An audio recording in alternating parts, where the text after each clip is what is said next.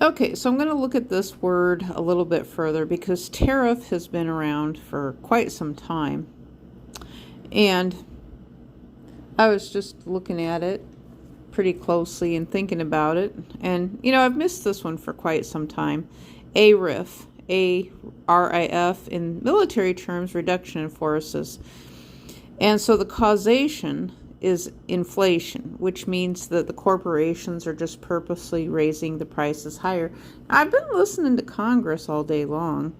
Not all day. I take that back, for a couple hours anyway.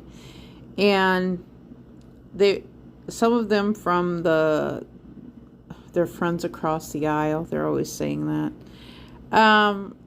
They have been saying that businesses are now complaining. It's like, okay, so businesses are complaining. So they have two options. One of them is they can sit tight for a little bit, suck up some of the inflation, or they can pass it to the consumers or go out of business. So there's three things they're saying that they can do. So they're going to have to raise prices, which they've already been raising prices. It's the same thing with hotels year over year from, oh my gosh, if you think of back in the 1960s, and hotels were sometimes $4-6 a night. And now look how expensive they are. So these companies, the government is allowing inflation. I don't know why.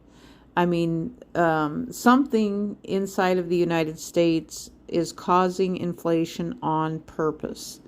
So that's one thing I took wholeheartedly, when they were saying that the troops and the veterans kept asking, why can't they ever own a house? And the broad part of the American public, why can't we own a house, buy our own house? And, I started thinking about it, because there's a whole nother side to it. And it's like, well, these corporations are just, they had the Occupy Wall Street movement a few years ago, over 10 years ago.